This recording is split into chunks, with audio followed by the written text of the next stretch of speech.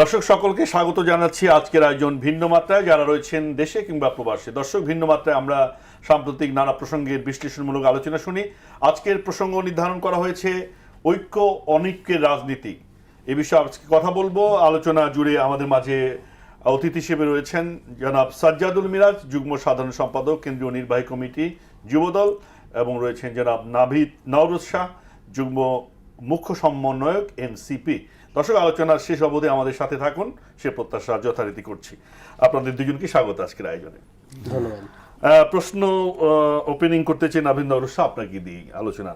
যেটি হচ্ছে, আমরা জুলাইয়ের দ্বিতীয় বার্ষিকীর কাছাকাছি, এটি নিয়ে নানা রকম আনুষ্ঠানিকতা হচ্ছে, নানা রকম রাজনৈতিক দলগুলো তাদের যে যার মতো জায়গা থেকে কর্মসূচি পালন করছে।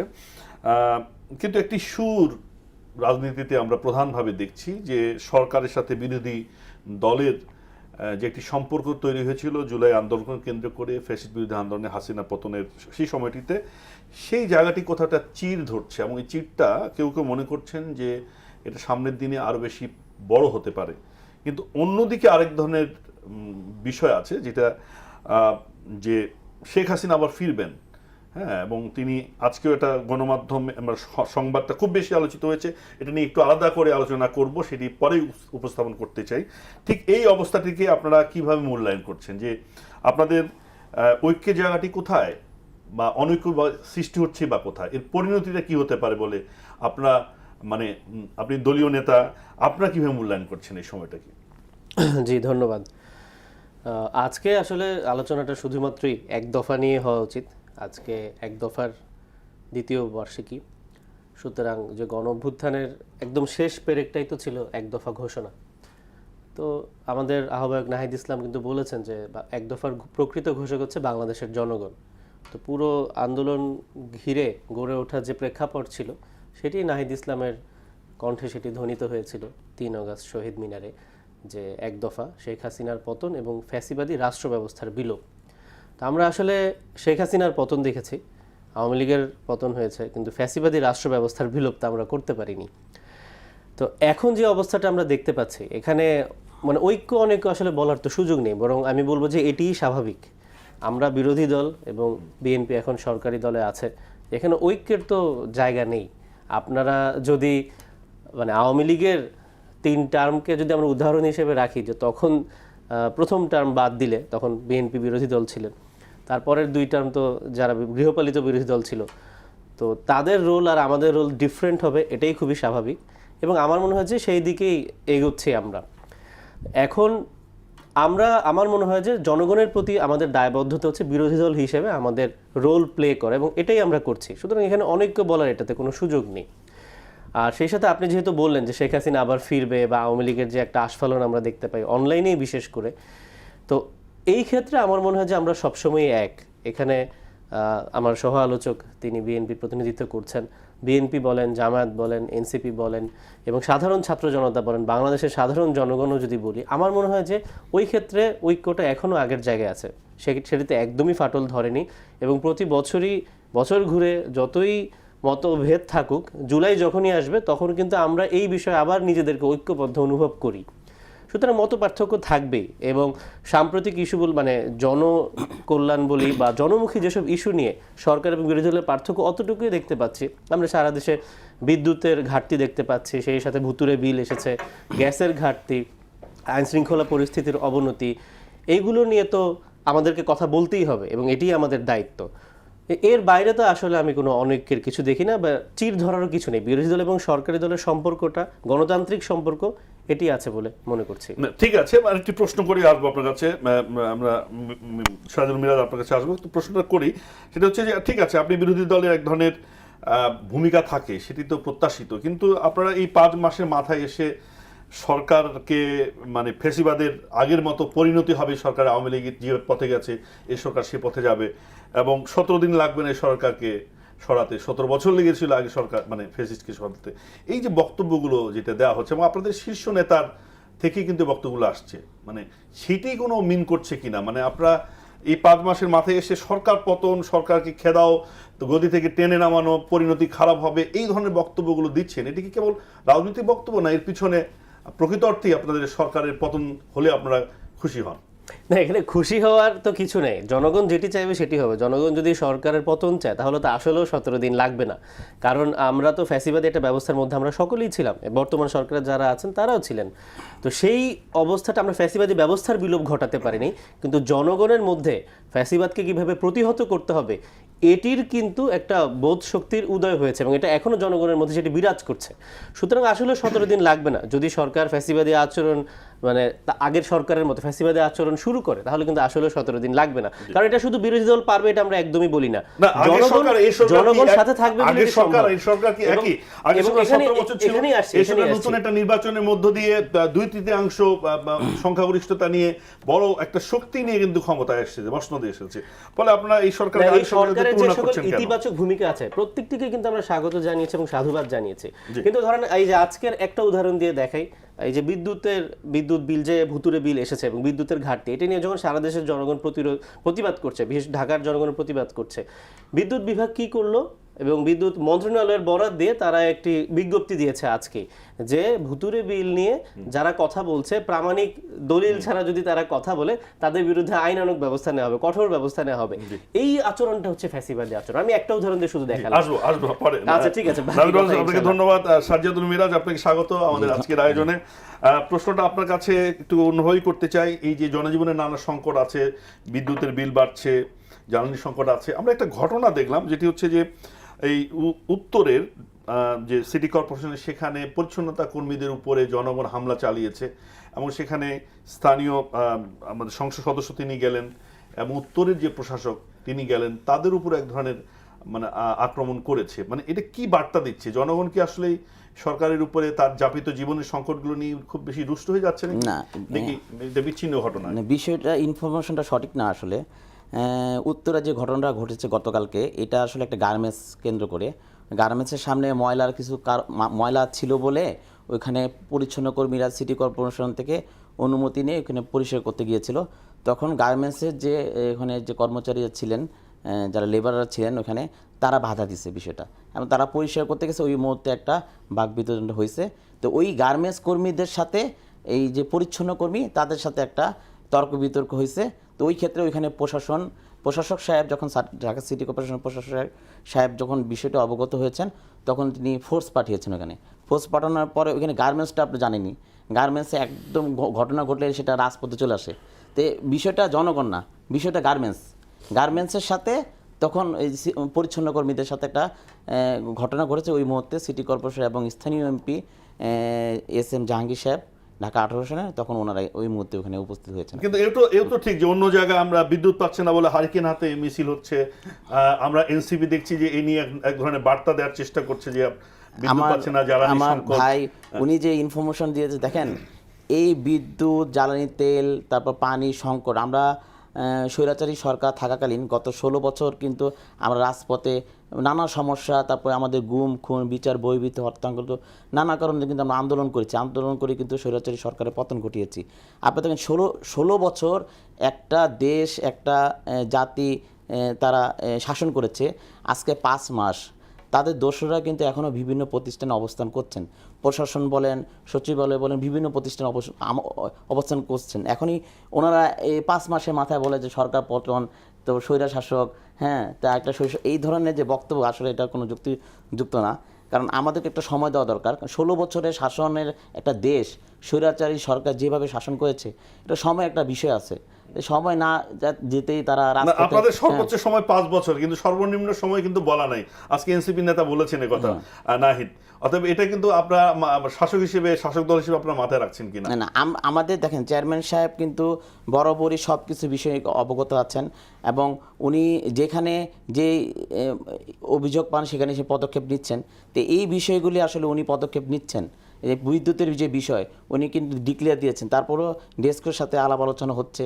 এই বিদ্যুতে হঠাৎ করে বিদ্যুৎ বিল কিন্তু অনেক জায়গায় ডবল হয়ে গেছে, এটা আমিও বলি অনেক জায়গায় ডবল হয়ে গেছে। এই জিনিসে বিদ্যুৎ বিভাগ এক ধরনের নোটিশ জারি করে এক ধরনের ভয় দেখাচ্ছে, সেটি ধরনের এই যে প্রশাসনের মধ্যে যে ফ্যাসিস্ট আচরণ, তাহলে এটাই তো আমি বললাম গত 16 বছরের দেশ শাসন করা একটা ফ্যাসিস্ট সরকার দেশ থেকে চলে গেছে। তাদের ফ্যাসিস্ট লোকগুলি কিন্তু এখনও কিন্তু অবস্থান করছেন। অন্তর্বর্তীকালীন সরকার আমলে তো তারাও কিন্তু দায়িত্বে ছিলেন, এনসিপি কিন্তু দায়িত্বে ছিলেন। তাদের ভূমিকা তখন কি বিদ্যুৎ বিল আসে নাই? তখন কিন্তু বিদ্যুৎ বিল ডবল আসছে, বিভিন্ন প্রতিষ্ঠান তাদের লোকজন বসানো হয়েছে, ওই ক্ষেত্রে কিন্তু অনেক ক্ষেত্রে দুর্নীতি হয়েছে, অনেক সমস্যা হয়েছে, ওগুলি কিন্তু সমাধান হয় নাই। এখন 5 মাসের মাথায় 18 মাস এনসিপি দায়িত্ব পালন করেছে, সরকার অন্তর্বর্তীকালীন সরকার ছিলেন তখন কিন্তু অনেক সমস্যা হয়েছে। আর 5 মাসের মাথায় সরকার পতন চায়, এটা কেমন মানে একটা হলো না? জি, নাভিদ নওরোজ, আসি আপনার কাছে যে আপনার সরকারকে আসলে জনগণ মানে সময় দিতে চায়, আপনারা সময় দিতে চান না। এদিকে অনেকে বলছেন যে জনগণ এই তো সরকারকে নির্বাচিত করেছে, 2/3 সমর্থন পেয়ে সরকার হয়েছে। তো সেক্ষেত্রে এই যে সরকার পতনের প্রসঙ্গ যে আপনারা বলছেন, মানে এটা আসলে জনগণ কতটা আপনাদের সমর্থন দিবে বা আপনাদের ডাকে সাড়া দিবে? আগে যেমন আপনারা বলতেন যে রাজুতে আয়, একটা আমরা দেখতাম যে রাজুতে হয়তো গেছে মানুষ এবং আপনারা মিছিল করেছেন, তো সেই জায়গায় আপনারা 7 জন সংসদ সদস্য নিয়ে, ঠিক আছে 8 জন দুঃখিত সংসদ সদস্য নিয়ে আপনারা সরকার পতনের স্বপ্ন দেখছেন কেন? মানে এটা কি বাস্তবসম্মত কিনা? আগে যখন আপনি রাজুর কথা বলছেন তখন তো আমাদের একজনও সংসদ সদস্য ছিল না, তারপরে তো সরকার পতন হয়েছে। তো সেটা আসলে জনগণেরই চাহিদা, এবং জনগণ চাইলেই পতন হবে, জনগণ না চাইলে তো হবে না। আমি একটু আগেও বলেছি কিন্তু, যেটা শুধুমাত্র বিরোধী দল যে চাইলেই হবে এটা না। এবং এর আগেও তো বিএনপি তো চেয়েছে, বিএনপি 15 বছর না বলি 2014 থেকে তো সরকারের পতন চেয়েছে, আওয়ামী লীগ সরকারের পতন তো হয়নি, কারণ জনগণ তখন সম্পৃক্ত অনুভব করেনি। বিএনপি মানে ক্রমাগত আন্দোলনের মাধ্যমে একটা প্রেক্ষাপট তৈরি করেছে, কিন্তু যখন জনগণ চেয়েছে, যখন ছাত্র জনতা চেয়েছে, তখনই কিন্তু সরকারের পতন হয়েছে। এটা হচ্ছে একটা প্রেক্ষাপটের বিষয়। আমাদের দায়িত্ব হচ্ছে জনগণের কথাটা বলে যাবো। আপনি যেটা বললেন যে জনগণ চায় কিনা, অবশ্যই জনগণ চায়, জনগণের কথাটাই আমরা বলি। এবং আমরা কিন্তু বলছি না যে এখনই কি আমরা আবার এক দফা ঘোষণা করছি যে সরকার কালকে পতন হতে হবে, এটা তো করছি না, এই প্রেক্ষাপট এখনো তৈরি হয়নি, এটা বাস্তবতা। কিন্তু সরকার এখন পর্যন্ত, আমরা অবশ্যই সরকারকে সময় দিতে চাই, কিন্তু সরকার 6 মাসে বা 5 মাসে যেই আচরণ দেখাচ্ছে বা এখন দেশের যে অবস্থা, সেটি কিন্তু কোনো ভালো বার্তা দিচ্ছে না। আপনি দেখেন গত 6 মাসে সম্ভবত 3400 শিশু নিখোঁজ, এই নিউজটা কিন্তু বিভিন্ন জায়গায় আসছে না। এটা আমরা গত 3-4 দিন ধরে জিনিসটাকে ফলো করছি এবং জিনিসটাকে বিভিন্নভাবে ধামাচাপা দেওয়া হয়েছে। এই যে মানে এটা কিন্তু একটা খুবই অ্যালার্মিং একটা বিষয়। খবরের উৎস কি বা অবশ্যই এটা নিউজ পেপারে আছে, আমি এতটুকু এটা দায়িত্ব নিয়ে বলছি, আপনারাও মানে রিসার্চ করলেই দেখবেন। তো এই ধরনের অনেকগুলো ইস্যু কিন্তু আছে যেগুলো কিন্তু জনমনে অসন্তোষ তৈরি হচ্ছে। এবং বিদ্যুতের কথা আমরা ইতিমধ্যে মানে এই নিখোঁজ বলার মধ্য থেকে আপনি বলছেন যে এরা গুম হয়েছে বা মানে ই হচ্ছে, মানে আমরা তো সেটি জানতে চাই, আমরা তো সেটি জানতে চাই। এটার উত্তর তো আইন শৃঙ্খলা বাহিনী দিবে, এটার উত্তর সরকার দিবে। আমি একটা এক্সাম্পল দিয়ে বললাম যে এই ধরনের এই 3400 পরিবার কি চিন্তিত না তাদের শিশু কোথায় গেছে বা তাদের সন্তান কোথায় আছে? তো এরকম করে আইন শৃঙ্খলা পরিস্থিতি কিন্তু চরম অবনতি, গত 6 মাসে 600 খুন হয়েছে, এটাও আপনি দেখতে পারেন। তো এই অবস্থার মধ্যে দিয়ে আমরা শুধুমাত্র জনগণের কথাটাই কিন্তু বলছি। এবং আজকে একটা ফ্যাসিবাদের আচরণের কথা বলতে আরেকটা উদাহরণ দিয়ে বলি। সীতাকুণ্ড উপজেলার বিএনপির যুগ্ম আহ্বায়ক, তিনি তার বক্তব্যে, গতকালকেই দেখলাম, তিনি তার বক্তব্য বলছেন যে বিএনপি যেভাবে চায় প্রশাসনকে সেভাবেই চলতে হবে, এর বাইরে যাবার কোনো সুযোগ নেই, যদি না থাকে আমরা প্রশাসনের বিরুদ্ধে প্রতিহত করব, আন্দোলনের ডাক দিব। এটা সীতাকুণ্ড উপজেলার যুগ্ম আহ্বায়ক বলেছেন, এমন না যে র্যান্ডম কোনো কর্মী বলেছেন। তো এই আচরণটা কিন্তু একটা দুইটা জায়গায় নেই, প্রতিটা জায়গায় আমরা দেখতে পাচ্ছি। আজকে কুমিল্লা জেলা বিএনপির সাধারণ সম্পাদক তিনি বলেছেন যে তার এলাকায় নাসিরউদ্দিন পাটোয়ারি যেতে পারবে না, নাসিরউদ্দিন পাটোয়ারি গেলে শুধু তাকে না, কুমিল্লা জেলা এনসিপিকে নাকি সাফার করতে হবে। তো এই ধরনের কথাবার্তা, এগুলো তো ফ্যাসিবাদী আচরণ, এটা তো কেউ বলতে পারে না। নাসিরউদ্দিন পাটোয়ারি যদি আইন ভঙ্গ করে থাকে, আপনি তার বিরুদ্ধে মামলা দেন, মানহানির মামলা দেন, যেভাবে ইচ্ছা তাকে ডিল করেন, কিন্তু আলটিমেটাম দিয়ে রাখা যে তিনি কুমিল্লা যেতে পারবেন, এমন না তো তিনি যাচ্ছেন ঘোষণা হচ্ছে, এটাও হয়নি। এবং তিনি গেলে কুমিল্লার এনসিপিকে সাফার করতে হবে, এই আচরণগুলো হচ্ছে ফ্যাসিবাদী আচরণ। এবং এটা যদি কন্টিনিউ হয়, জনগণই ডাক দিবে সরকার পতনের, শুধু আমাদেরকে বলতে হবে না। জি, শাহজাহান মিরাজ, এই যে এনসিপির প্রসঙ্গটা আসলো যে কুমিল্লায় প্রতিরোধ করা হবে এনসিপিকে, আমরা দেখলাম যে হবিগঞ্জে হামলা চালানো হলো। তো এইটি সেই আগের সরকারের মধ্যে ফ্যাসিবাদী আচরণ বলা হচ্ছে এবং স্বাভাবিকভাবেই তারা এটাতে রুষ্ট, কিভাবে দেখছেন? আমি প্রথমে বলবো যে উনি যে 3400 শিশুর কথা বলছে, এই ধরনের কোনো নিউজে আমি অবগত না, আমি শুনিও নাই, এটা ওনার ব্যাখ্যা দিবেন। আরেকটা যে বিষয়, যে কোথায় নাসিরউদ্দিন পাটোয়ারির বিষয়, আপনারা সবাই অবগত আছেন যে একটা রাজনৈতিক দল মানে জুলাইয়ের পর থেকে তাদের রাজপথে অবস্থান, সেখান থেকে অল্প কয়েকজন নেতৃত্ব তুলে এসেছে সারা বাংলাদেশে। এখানে নাসিরউদ্দিন পাটোয়ারির যে ভাষা, হ্যাঁ, এটা রাজনৈতিক চর্চা বলে চলে না, যে ভাষা উনি ব্যবহার করেন, এটা ওনাদের কাছ থেকে ওনার তরুণ রাজনীতিবিদ, সারা বাংলাদেশের মানুষ এবং তরুণ সমাজ যেটা শিখবে, মানুষ শিখবে, বাচ্চারা শিখবে যে মঞ্চে উঠে যে ধরনের কথা বলেন, হ্যাঁ, একটা নেতার কারণে কিন্তু দল পুরো প্রশ্নবিদ্ধ। আপনি বলেন যে তার যে ভাষার যে চর্চা, যে ভাষা সে ব্যবহার করে, যে অশ্লীল কথাবার্তা সে বক্তব্য দেয়, তো এই অশ্লীল কথাবার্তা তো এই জাতি তারা বলছে ভাষাকে শব্দ দিয়ে আপনারা প্রতিরোধ করেন, কিন্তু তাই জন্য হামলা চালাবেন কেন? হামলা চালিয়েছে কিনা এইটা আমি জানি না, কোথাও হামলা চালিয়েছে কিনা, কিন্তু উনি যে ভাষা বলছেন এখানে, এই ভাষার কারণে এটা হলো রাজনীতি। আপনি একটা জায়গায় আপনি একজনকে, একটা মন্ত্রীকে নিয়ে একটা কথা বললেন, বা বিএনপি মন্ত্রী বা বিএনপি এমপিকে নিয়ে কথা বললেন, এখনও কিন্তু আওয়ামী লীগ দোসররা কিন্তু অনেক জায়গায় অবস্থান করছেন। তো এই আওয়ামী লীগরা ওনাকে আক্রমণ চালালে কি বিএনপির উপর পড়বে? হয়তো চালাতে পারে, কি বিএনপির উপর পড়বে? অবশ্যই পড়বে না। তো এই ধরনের উনি ভাষার কারণে আওয়ামী লীগরা তো যান বাঁচানোর জন্য তলপাতলপি নিয়ে তারা দৌড়ে বেড়াচ্ছে, তারা আত্মগোপনে আছে। তারা কি প্রকাশ্যে এসে একেবারে এনসিপির নেতাদের সমাবেশে গিয়ে মারবে? তারা মিছিল করছে না, সাধ্য কোথায় পেল? তারা মিছিল করছে না, আপনারা তাদের কাঁধে দিচ্ছেন কেন? ঝটিকা মিছিল করছে না, সেটা গুপ্তভাবে ঝটিকা মিছিল করছে না, তার ধরাও পড়ছে, আবার পালিয়ে যাচ্ছে। ঝটিকা মিছিল করছে, গাজীপুরে আক্রমণ করা, ঝটিকা মিছিল করা কি এক কথা কিনা? আপনি এই যে এনসিপির প্রোগ্রামে যে ককটেল ফাটালো সাভারে না কোথায় ককটেল ফাটালো, তাই পরবর্তীতে তো কারাই ককটেল ফাটিয়েছে এটা তো প্রমাণ হয়েছে। তারা নিজেদের প্রোগ্রামে ককটেল ফাটিয়ে এটা বিএনপির উপর দায় চাপানোর একটা চেষ্টা করেছে, যেহেতু বিএনপি সরকার আছে। ওই আওয়ামী লীগের সময় ওই 21 আগস্ট গ্রেনেড হামলা, যেটা তারা নিজেরাই পরে একেবারে বিএনপির উপরে দায় চাপানোর একটা চেষ্টা করেছে। তারা উল্টাপাল্টা বক্তব্য দেয়, এমন বক্তব্য তারা স্টেজে দিবে যে এটা কি প্রমাণিত হয়েছে কিনা যে আওয়ামী লীগ 21 আগস্ট নিজেরাই করেছে? সেটা কি বিএনপি প্রমাণ করতে পেরেছে? এটা তো বারবার নিউজে এসেছে যে তারাই নিজেরা করেছে, তারা নিজেরা করে একেবারে বিএনপি উপর, যেহেতু বিএনপি সরকার আছে। এটা রাজনৈতিক বক্তব্য একটা হচ্ছে, ঠিক আছে। এখন আপনি স্টেজে উঠে এমন সব বক্তব্য দিচ্ছেন যে সরকারি দলের যারা নীতি নির্ধারক, যারা রাজনীতি, যারা ওই এলাকায় এমপি, তারা ডাইরেক্ট আপনি চাপিয়ে দিচ্ছেন একেবারে গালাগালি করে। তারা ক্ষিপ্ত হয়ে আমাকে মারো, আমি স্টেজে আছি, আমাকে আসে মারো, আমি আন্দোলনে নেমে যাই, মানে এই ধরনের স্টাইলে তারা রাজপথে নেমেছে আর কি। নাভিদ রাউজান, এই যে কথায় আসি যে আসলে মুখের কথা এমন মুখের কথা আছে যেটি আপনার মারার চেয়েও বেশি অপমানজনক, আরো বেশি আহত করে মুখের কথা। তো ফলে আপনাদের জবানটা নিয়ন্ত্রণ করছে না আপনাদের নেতা, বলা হচ্ছে বিএনপির পক্ষ থেকে উনি, এবং এর মধ্য দিয়ে একদম সংক্ষুব্ধ করে তুলছেন বিরোধী পক্ষকে। ফলে এটা স্বাভাবিক পরিণতি, উনি যেখানে যাবেন সেখানে তাকে বয়কট করা হবে বা ঢুকতে দেওয়া হবে না। রাজনীতির ভাষায় রাজনৈতিক শক্তির এটাই একটা কৌশল। আপনারা অনেকে লুক অ্যাট মি, অর্থাৎ এক ধরনের কৌশল হিসেবে আপনারা এই ধরনের আলোচনা থাকার জন্য এই ধরনের কথাবার্তা বলছেন, বা এই ধরনের এক ধরনের কৌশল বেছে নিয়েছেন। কেউ মনে করছেন যে কৌশলটাকে অনেকে ভালো কৌশল মনে করছে না।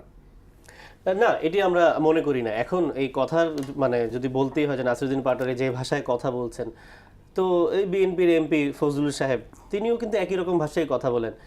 রাশেদ ভাই এখন বিএনপি নেতা, তিনিও তো একই ভাষায় কথা বলেন। আপনাদের চ্যানেলের টক শোতে আমি তো সাধারণত আপনার সাথে আগেও শো করেছি, আমি কিন্তু কাউকে ব্যক্তিগত আক্রমণ করি না, কিন্তু শুধুমাত্র রাশেদ ভাইয়ের সাথে বসলেই মনে করেন আমার লেগে যায়, কারণ তিনি মানে পায়ে পাড়া দিয়ে ঝগড়া করে, এরকম কিছু লোক আছে, তিনি হচ্ছে সেরকম পায়ে পাড়া দিয়ে নাসিরুদ্দিন পাটোয়ারি ঝগড়া করতে চান। তারপরেও কি আমরা রাশেদ ভাইকে কোথাও বলেছি যে তাকে প্রতিহত করতে হবে, অথবা তাকে এনসিপির কেউ আঘাত করেছে এখন পর্যন্ত দেখাতে পারবেন? আমি ধরলাম পায়ে পা দিয়ে নাসিরুদ্দিন পাটোয়ারি ঝগড়া করে, তো তাহলে নাসিরুদ্দিন পাটোয়ারিকে আপনারা গায়ে হাত দেওয়ার এই আইনটা কিভাবে এটা লেজিটিমেট হয়? এটা আমরা একদমই মানে এটা আমরা কোনোদিনই মেনে নিতে পারবো না। আইন দিয়ে চলে না, একটা নৈতিকতা সংস্কৃতি দিয়ে আমাদের সমাজে আমরা স্ল্যাং ব্যবহার করি, আমরা যদি তাহলে সমাজ তাকে বয়কট করবে, সমাজ তাকে বয়কট করবে, কেউই তো তাকে বয়কট করছে না, আমরা তো বলছি না, আমরা তো বলছি না, বয়কট করছে, সবাই তো তার কথাই শুনতে চাচ্ছে। আমরা তো বলছি না নাহিদের ব্যবহার খারাপ। তিনি দুর্নীতিবাজকে দুর্নীতিবাজ বলে, তিনি চোরকে চোর বলে, আমরা হয়তো চোরকে অন্যভাবে বলি, তিনি মিথ্যাকে মিথ্যা বলে, আমরা মিথ্যাকে বলি অসত্য। এখন আমি নাসিরুদ্দিন কোথায় গিয়েছেন, কার সাথে দেখা করেছেন, তাদের ব্যক্তিগত সম্পর্ক নিয়ে অশ্লীল ইঙ্গিত করা, এইটা কতটা সফল? আমরা তো নাহিদকে বলছি না যে ব্যবহার খারাপ, আমরা সাজেদকে বলছি না ব্যবহার খারাপ। না, এটা কিন্তু মুখে, এটা আমি সেই আমরা তো বলছি না যে নাহিদের ভাই, আমি এক লাইনে শেষ করি যে নাসিরুদ্দিন পাটোয়ারির আচরণ বা কথাবার্তাকে যে আমরা একেবারে বুকে ধারণ করছি, বিষয়টা এরকম না। আমাদের এক একজন নেতা সব পার্টিতেই থাকে, তারা এক একভাবে হয়তো তাদের মনোভাব প্রকাশ করেন, বক্তব্য দেন। আমাদের পয়েন্টটা হচ্ছে যে সবসময় যেটাই বলেন না কেন কথার জবাব কথায় দিতে হবে, এবং বিএনপিতে অসংখ্য নেতা আছে যাদের কথাবার্তা নাসিরউদ্দিন পাটোয়ারির মতো, কিন্তু আমরা তাদেরকে আঘাত করিনি বা এই ধরনের কোনো আমরা দাবিও জানি না। এটা বলে আর দু একটা কথা না বললেই নয়। বিএনপি সবসময় মনে করে যে তারা সরকারে থাকলে নিজের মানে বিরোধী দলের সমাবেশে নিজেরা বোমা হামলা করে। এইটা তারা কেন মনে করে এটা আমরা জানি না। আপনি যদি মনে করেন যে না সরকারের সবাই সাধু এবং বিরোধী দল একেবারে নিজেদের জীবন দিয়ে সুইসাইড স্কোয়াডের মতো করে নিজেদের কর্মীকে মেরে তারপরে বিএনপি সরকার উপর দায় চাপানোর জন্য শুধু এটা করছে, এটা তো একটা অবান্তর কথাবার্তা। এটাতে কোনোভাবেই সরকার দায়াতে পারে না। ভাই হচ্ছে কি সাভারের উদাহরণটি দিলেন, সাভারের বোমা হামলায় কিন্তু পরবর্তীতে যারা মানে ধরা পড়েছে তারা তো যুবলীগের ছিল, তারা লিগের ছিল। আমরা তো বিএনপির উপর সেই দায় দেয়নি, আমরা সরকার কারো নিরাপত্তা দেয়নি সেটার বিরুদ্ধে কথা বলেছি, কিন্তু পরে যারা ধরা পড়েছে তারা কিন্তু যুবলীগের নেতাকর্মী ছিলেন। আচ্ছা, এরপর হবিগঞ্জের বিষয় আসে। হবিগঞ্জে ভাই বললেন যে তিনি জানেন না যে কোথায় বিএনপির লোক হামলা করেছেন, তিনি নিশ্চিত নন। আলিফের চোখ চলে গেছে, আলিফের একটা চোখে সে এখন দেখতে পারে, এটা তো সারা দেশ দেখেছে। ক্লিয়ারলি দেখা গেছে ভিডিওতে ছাত্র দলের জার্সি গায়ে দিয়ে হামলা করছে, এবং ওইটা যদি বাদ হতে যে জার্সি আরেকজন পড়তে পারে। আলিফকে যে সরাসরি চোখে আঘাত করেছে তার ছবি দিয়ে বিশ্লেষণ করে আমরা কিন্তু মিডিয়াকে এটা জানিয়েছি, সারা দেশবাসী দেখেছে। ছাত্র দলের উপজেলা ছাত্র দলের কর্মী অনি, ওর নাম হচ্ছে অনি, সে হামলাটি করেছে, তাকে কেন এখনো গ্রেফতার করা হচ্ছে না?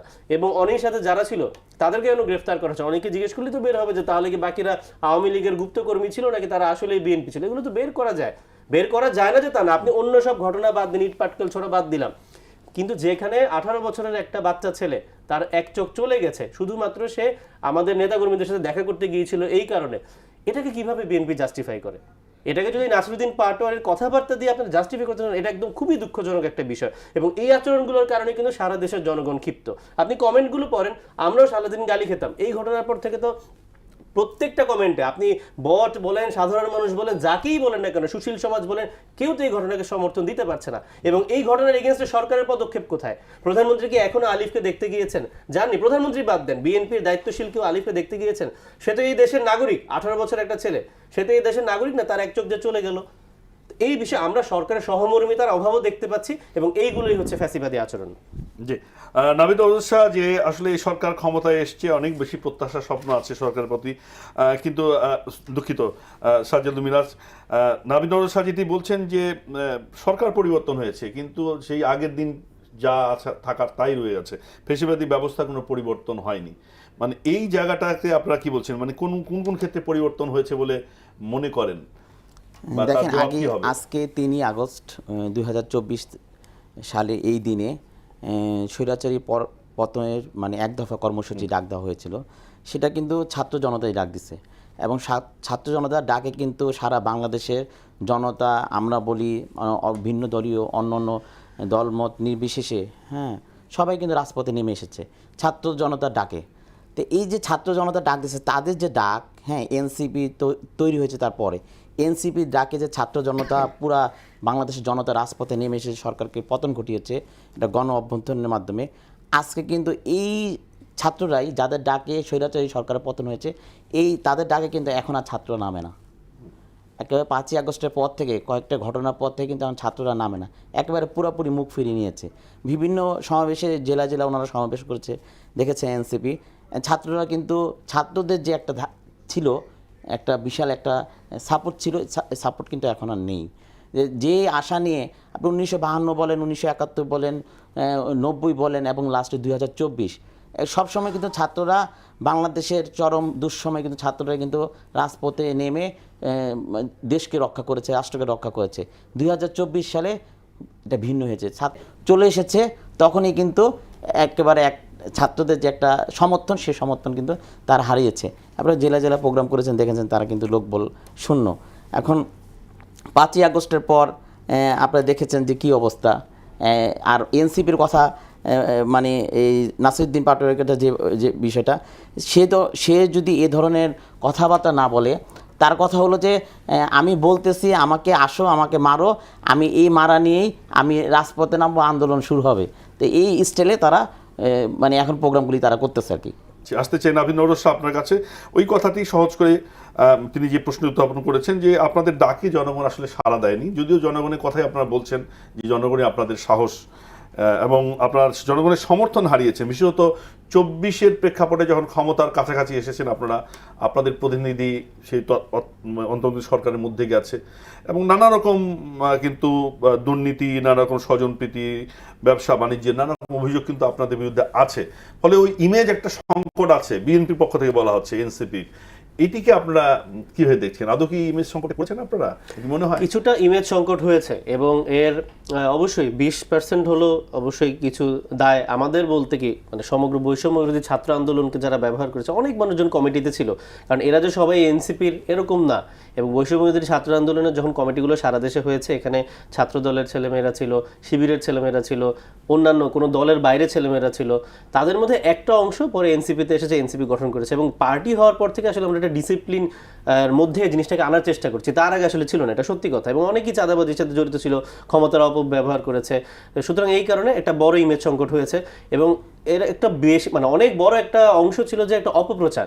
এই অপপ্রচারটা তো এখনো চলছে। মানে কিছুদিন আগেও আপনি দেখবেন যে হাসান আব্দুল্লাহ যখন বসুন্ধরা গ্রুপের বিরুদ্ধে কথা বললেন, মাত্র 48 ঘন্টায় তার বিরুদ্ধে 125টা নিউজ হয়েছে বসুন্ধরা গ্রুপের মিডিয়াগুলো দিয়ে। তো এটা একটা উদাহরণ দেখালাম, এরকম অপপ্রচার কিন্তু প্রতিদিনই চলছে। সুতরাং এটা একটা বড় কারণ, এই যে একটা ইমেজ সংকটের। কিন্তু ভাই যিনি বলেছেন যে ছাত্ররা নামছে না এখন আমাদের কথায়, আমি ভাইকের নাম্বারটা আজকে এক্সচেঞ্জ করে নিই, আমি হোয়াটসঅ্যাপে ভাইকে ছবিগুলো পাঠাবো আমাদের গত 1 মাসের জুলাই পদযাত্রার। আপনার নাম্বার তো আছে, আমি আপনাকেও ছবি পাঠাবো। তো আমাদের সমাবেশে এই লোকগুলো তাহলে কারা? কেউ যদি রাস্তায় না নামে, আমরা যখন উপজেলাগুলোতে যাচ্ছি, এগুলো তো ভূত না, এগুলো তো মানুষ। তো এরা কারা আসছে? এবং এই যে আলিফের চোখ গেছে, ও কি ছাত্র না? ও 18 বছরের ছেলে, ছাত্র না?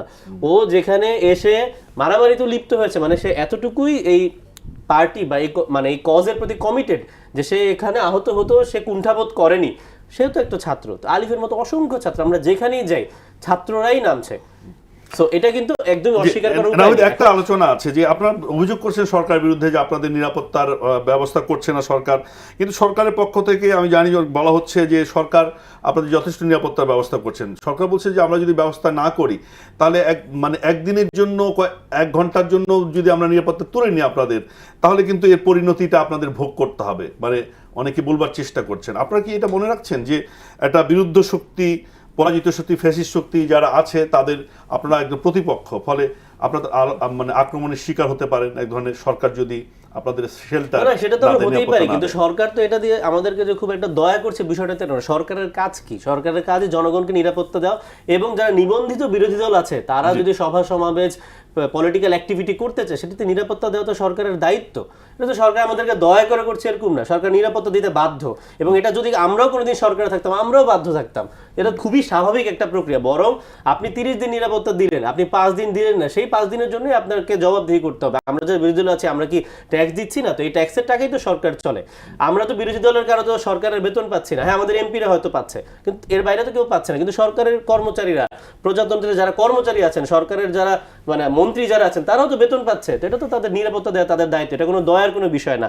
এবং এটা সত্যি কথা যে এখন আমাদের দুঃখের বিষয় হচ্ছে যে এখনো যদি আওয়ামী লীগের 1 নম্বর সূত্র আমরাই হয়ে থাকি, এটাও তো একটা দুঃখের বিষয়। এই সরকারের উচিত ফ্যাসিবাদকে ডিল করা এবং কিভাবে ফ্যাসিবাদ নির্মূল করা যায় সেটিকে ডিল করা।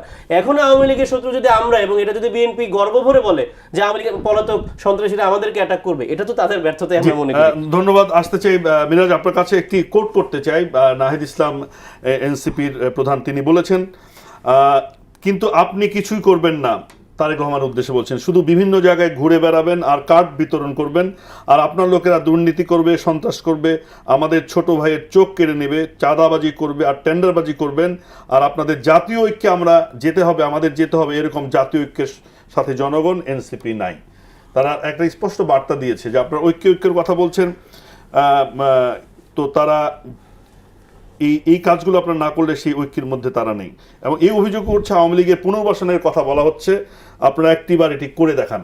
একভাবে ইঙ্গিত দেওয়া হচ্ছে যে আপনারা কি আওয়ামী লীগের পুনর্বাসনের চিন্তা ভাবনা করছেন কিনা কোনোভাবে, মানে এনসিপি জামাতকে শায়েস্তা করার জন্য এক ধরনের। আচ্ছা, কোর্টের বিষয়টা বলছি যে গত 18 মাস অন্তর্বর্তীকালীন সরকার থাকা অবস্থায় তারা যখন রাষ্ট্রে ছিলেন, যারা অন্তর্বর্তীকালীন সরকারে ছিলেন, নাহিদ ইসলাম এবং আসিফ মাহমুদের বাবা কত হাজার কোটি টাকার মালিক হয়েছেন এবং নাহিদ ইসলামের বাবা কত হাজার কোটি টাকার মালিক হয়েছেন, টাকা কোন কোন দেশে পাচার করেছেন, এটা জাতি কিন্তু জানে। দুর্নীতি তো 18 মাসে কারা করেছে অন্তর্বর্তীকালীন সরকার, সেটা কিন্তু একেবারে ক্লিয়ার। যারা অন্তর্বর্তীকালীন সরকারে ছিলেন। আর 5 মাস সরকার পরিচালনা ক্ষেত্রেই বিএনপি হাজার হাজার কোটি টাকা দুর্নীতি করে ফেললো। এবং চাঁদাবাজি করছে, টেন্ডারবাজি করছেন। 5 মাসের মাথায় আমরা চাঁদাবাজি টেন্ডারবাজি করে তারা প্রমাণ পেয়ে গেল। আমাদের সরকার 18 মাস যাক, তারপর সে তাদের সরকার থাকাকালীন 18 মাস যাক, তারপর তারা প্রমাণ করতো যে আমরা চাঁদাবাজি করেছি কিনা, বিএনপি চাঁদাবাজি করেছি কিনা, টেন্ডারবাজি করেছি কিনা, এটা প্রমাণ করতো তারা। তাদের 18 মাসের জবাবটা জাতির কাছে আগে দেখ। বারবার সরকার আসবে, বারবার মানে মনে করেন যে এই যে 18 মাস যারা যে বিভিন্ন পত্রপত্রিকা যে আসলো, আসিফ মাহমুদ 10,000 কোটি টাকা এই দেশে পাচার করেছে। তারপর ওই মহিলাটার নাম কি জানি, ইয়াতে ছিল, অন্তর্বর্তীকালীন সরকারে ছিলেন জানি, পরিবেশ রেজান আহমেদ। ওনার ব্যাপারে তো অনেক নিউজ হয়েছে যে কত হাজার কোটি টাকা উনি পাচার করেছেন। এই নিউজগুলি কোত্থেকে আসলো? জি, ছোট করে কি উত্তর দেবেন আপনি? আমি তার আগে আরেকটা উত্তর দিতে চাই। আমাকে প্রশ্ন করেছিলেন, এটা হচ্ছে সিআইডির মুন অ্যালার্ট সেলের, এটা হচ্ছে জাতীয় জরুরি শিশু অনুসন্ধান এবং সতর্কতা ব্যবস্থা। তারাই বলেছে 2026 সালের প্রথম 6 মাসে অন্তত 3,400 শিশুর নিখোঁজ হওয়ার তথ্য তাদের কাছে এসেছে। আমার কাছে রেফারেন্স দিয়েছিল এবং এটি অগ্রদূতে পাবলিশ হয়েছে এবং টাইমস টুডের একটা মানে মূলধারার গণমাধ্যমে কিন্তু আসেনি সংবাদ। হ্যাঁ, এই দুটাতে এসেছে এবং এটা সিআইডির সেল, মুন অ্যালার্ট যেটা, এটা সিআইডির সেল। এজন্য আমি রেফারেন্স হিসেবে এটা বলে গেলাম। সুতরাং এটা কিন্তু খুবই অ্যালার্মিং বিষয়। যদি 3400 শিশু এই বছর ইতিমধ্যে নিখোঁজ হয়ে থাকে, এটা কিন্তু খুবই অ্যালার্মিং একটা বিষয় এবং এটা কিন্তু অন্যতম নিয়ামক যে আইন শৃঙ্খলা পরিস্থিতির চরম অবনতি আমরা দেখতে পাচ্ছি। এমনকি অন্তর্বর্তীকালীন সরকারের সময়ের চেয়েও কিন্তু এখন আমরা আইন শৃঙ্খলা পরিস্থিতি খারাপ দেখতে পাচ্ছি। আর ওই যে যেটি বললো যে আপনাদের তো সরাসরি অভিযোগ আছে, আপনাদের এই নাহিদ ইসলামের বাবার প্রশ্ন তিনি তুললেন, মানে আপনার কোনো বক্তব্য আছে নাকি ভিন্ন? না, বক্তব্য বলতে যদি দুর্নীতির সুনির্দিষ্ট অভিযোগ থাকে, তাই এখন তো আমরা এমনিও বিরোধী দল, তারা সেটি নিয়ে ব্যবস্থা নিতে পারে। আমরা তো বারবার বলেছি এবং নাহিদ ইসলাম বলেন, নাহিদ ইসলাম সংসদে দাঁড়িয়ে তিনি উঁচু গলায় বলেছেন যে তার বিরুদ্ধে যদি দুর্নীতির কোনো অভিযোগ থাকে সেটির ব্যবস্থা নিতে। আমাদের হাসান আব্দুল্লাহ বলেছে যে 1 টাকার দুর্নীতির মানে তার যদি কোনো প্রমাণ পাওয়া যায় তিনি সংসদ সদস্য পদ প্রয়োজনে ছেড়ে দিবেন। এত বড় গলায় আমি তো বিএনপির কাউকে কখনো কথা বলতে দেখিনি, কারণ তারা সবসময় নিচু গলায় কথা বলেন, কারণ তারা এবং অথবা তাদের সাঙ্গভঙ্গ বিভিন্ন জায়গায় বিভিন্ন কাজে জড়িত। এটা আমরা পলিটিক্যাল ইকোনমিতে আমরা এত বছর দেখে এসেছি এবং এর বিরুদ্ধেই কিন্তু ছাত্র জনতা এই যে একটা রাজনৈতিক দল করতে হলে এর বিরুদ্ধে গিয়ে কিন্তু করতে হলো। সুতরাং এই যে এটা আমরা তারা বলতে পারেন, বলতে তো কোনো অসুবিধা নেই, কিন্তু যদি কোনো প্রমাণ থাকে তাহলে তারা এতদিনে অবশ্যই ব্যবস্থা নিতেন। প্রমাণ নেই দেখেই নিচ্ছেন। এবং বাকি উপদেষ্টাদের কথা ভাই বলেছেন, তাদেরকে তো আমরা এখানে ডিফেন্ড করার জন্য বসিও নেই। যদি অবশ্যই তাদের দোষ থেকে থাকে ব্যবস্থা নেই। এবং এই উপদেষ্টা মণ্ডলীর বেশিরভাগই ছিলেন বিএনপি মনা সদস্য বা বিএনপির বড় বড় নেতাদের তাদের বন্ধু বান্ধবরা ছিলেন। এটা তো আমরা আজকে মির্জা ফখরুল ইসলাম আলমগীর তিনিও বলেছেন যে তার নিজের বন্ধুই তো ছিলেন উপদেষ্টা মণ্ডলীতে, এবং তখন ভিসি হওয়ার জন্য তদবির নিয়ে তার কাছে লোকজন আসতেন, তার সাক্ষাৎকারে তিনি বলেছেন। এই কথাগুলো তো মানে এগুলো কিন্তু রেকর্ড হয়ে গেছে, ইতিহাসে এগুলো থেকে যাবে। সুতরাং অন্তর্বর্তীকালীন সরকারের সকল দোষ যদি এখানে এনসিপির উপর চাপানো হয়, এটি একটি মানে আনফেয়ার একটা কথা হয়ে যায়। বিএনপি মনা কোনো উপদেষ্টাই ছিলেন না, কারণ অন্তর্বর্তীকালীন সরকারের সময় এনসিপি ছাত্র জনতা যেভাবে উপদেষ্টা সাজিয়েছেন সেভাবে কিন্তু অন্তর্বর্তীকালীন সরকার হয়েছে, ডক্টর ইউনূস সহ। কারণ এটা বললে ভুল হবে, কারণ বিএনপির মনে কোনো উপদেষ্টা এখানে ছিলেন না। কারণ ওনারা যেভাবে যে প্রতিষ্ঠানে এনসিপির ছাত্রদের বা যাকে বসানো দরকার তাকে বসিয়েছেন, সিটি কর্পোরেশনে বসিয়েছেন, উত্তর সিটি কর্পোরেশন বসিয়েছেন, দক্ষিণ সিটি কর্পোরেশন বসিয়েছেন, সব জায়গায় বসে এখনও কিন্তু অনেকে আছে। এখন বিএনপি সরকার আসার পর কিন্তু এখন আপনারা যেভাবে বসাচ্ছেন আর বিএনপি সরকার আসার পর কি করলো, 12টা সিটি কর্পোরেশনে বসে দিল, প্রত্যেকটা উন্নয়ন কর্তৃপক্ষে বসালো। যেই উন্নয়ন কর্তৃপক্ষ আগে আমরা কি দেখতাম, আওয়ামী আমলে আমরা কি দেখতাম যে আওয়ামী মোনা ইঞ্জিনিয়ারদেরকে দেওয়া হতো, আর এখন কি হচ্ছে বিএনপি সরাসরি পদধারী নেতা তাদেরকে উন্নয়ন কর্তৃপক্ষগুলোর প্রশাসক চেয়ারম্যান বানানো হয়েছে। এবং সম্প্রতি আরো 12টা হচ্ছে গিয়ে অধিদপ্তর এবং কর্তৃপক্ষে বিএনপি নেতাদেরকে নিয়োগ দেওয়া হচ্ছে। ধরেন আপনি বিএনপি পরিবেশ ও বন বিষয়ক সম্পাদক, আপনি হয়ে গেছেন বন বিভাগের চেয়ারম্যান। একজন নেতা বলেছেন যে উন্নত দেশ আমেরিকা খুব গণতান্ত্রিক একটি দেশ, বড় দেশ, তো সে দেশেও তো কিন্তু সরকার আসলে তার নিজেদের লোকজন প্রশাসনে বসানো হয় নিজের কাজটাকে সুন্দরভাবে করার জন্য। এটি একটা কিন্তু আমেরিকার সরকার ব্যবস্থা এবং আমাদের সরকার ব্যবস্থা কিন্তু অনেক পার্থক্য আছে। এটা ফেডারেল গভর্নমেন্ট, আমাদেরটা ফেডারেল গভর্নমেন্ট না, এবং তাদের এক্সিকিউটিভ এবং লেজিসলেটিভ পুরোটাই আলাদা। তাদের ইউএস সিনেট হিয়ারিং হয়, আপনি যে কোনো অ্যাপয়েন্টমেন্টের আগে তাদের সিনেট হিয়ারিং হয়। আমাদের চেয়ারম্যান প্রধানমন্ত্রী দেশে আসার পর, চেয়ারম্যান দেশে আসার পর উনি কিন্তু প্রোটোকল বন্ধ করে দিয়েছেন। ওনার সাথে যে প্রোটোকল, উনি কিন্তু একাই চলাফেরা করেন, অনেক কমিয়ে দিয়েছেন। তারপর যে খরচ, হ্যাঁ, রাষ্ট্রীয় যে খরচ, বিভিন্ন জায়গায় যে অপব্যবহার হয়, সব কিছু কিন্তু কমিয়ে দিয়েছেন। যেহেতু উনি 17 বছর লন্ডনে ছিলেন, উনি চাচ্ছেন যে ওই মানে বাইরের যে কালচার ওই হিসাবে দেশটা পরিচালনা করার জন্য।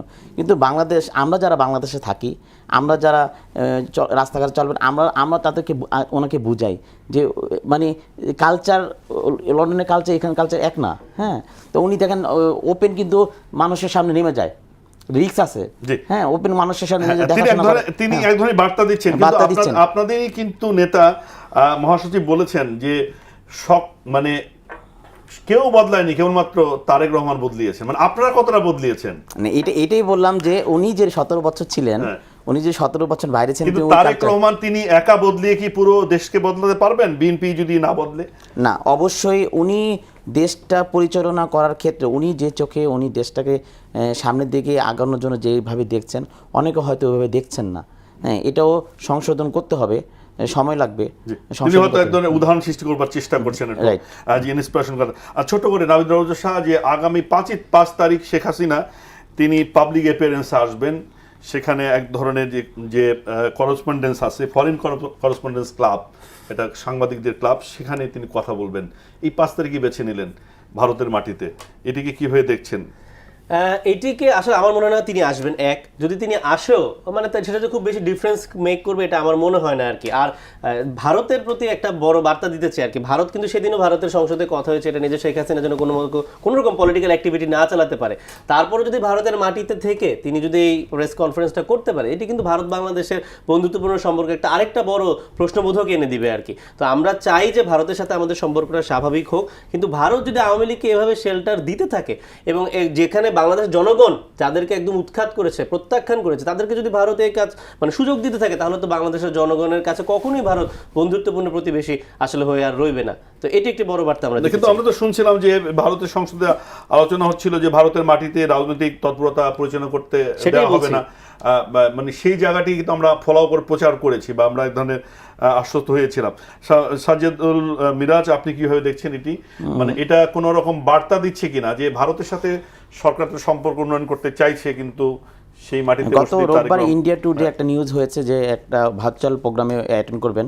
আমি মনে করি যে বাংলাদেশের সাথে ভারতের যে একটা দ্বিপাক্ষিক সম্পর্ক, এটা আসলে খারাপ হয়ে যাবে, নষ্ট হবে। যে এইভাবে যদি ভার্চুয়াল প্রোগ্রামে একটা মানবতা বিরোধী অপরাধে ফাঁসি দণ্ডপ্রাপ্ত আসামি যদি ভারতে বসে সে যদি এইভাবে ভার্চুয়াল প্রোগ্রামে অংশগ্রহণ করেন, অবশ্যই দ্বিপাক্ষিক সম্পর্ক নষ্ট হবে আর কি। তো সেক্ষেত্রে নাবিদ রওজা শাহ, কিন্তু ভারতের সাথে তো আমাদের অনেকগুলো আনসেটেল বিষয় আছে। আমাদের তিস্তার পানি, গঙ্গার মেয়াদ ফুরিয়ে এসেছে, আমাদের দৈনন্দিন যে পণ্য, আমরা এই যে কাঁচামরিচের সংকটে পড়েছি, ভারত থেকে আনতেছি। তাহলে যদি এই সম্পর্কটা হয়তো অর্থনীতিতে আরেক ধরনের ক্ষতিকর প্রভাব পড়বে কিনা, এটা বাংলাদেশ কাটিয়ে উঠবে কিভাবে? না, অবশ্যই প্রভাব পড়বে, এবং কাটিয়ে ওঠা যে অসম্ভব সেটা তো না। এই যে বাংলাদেশিরা ভারতে যাচ্ছে না, তো কলকাতার ব্যবসায়ীরাও তো অনেক আর্থিক সংকটে কিন্তু তারা পড়েছেন, এবং যখন আবার ভিসা চালু হলো তারা কিন্তু একদম মিষ্টি মুখ করেছেন একে অপরকে যে আবার বাংলাদেশিরা আসবে। সুতরাং এই আর্থিক সংকটটা উভয়মুখী, এটা যে শুধু বাংলাদেশের হবে এরকম না। এবং ভারত যদি একই ধরনের আচরণ করতে চায়, আমাদেরকে বিকল্প বেছে নিতে হবে, এবং পৃথিবীতে বিকল্প নেই এটা তো আর বলার সুযোগই নেই। প্রতিবেশীর বিকল্প আছে, কিন্তু প্রতিবেশীর বিকল্প কি আছে কিনা সেটিও একটা প্রশ্ন আছে। আপনাদের অসংখ্য ধন্যবাদ দুজনকে সময় দেওয়ার জন্য, এবং দর্শক আপনারা যারা ছিলেন, শুনেছেন এবং শুনবেন, সকলকে ধন্যবাদ জানিয়ে শেষ করছি। ভালো থাকুন, শুভরাত্রি। ধন্যবাদ।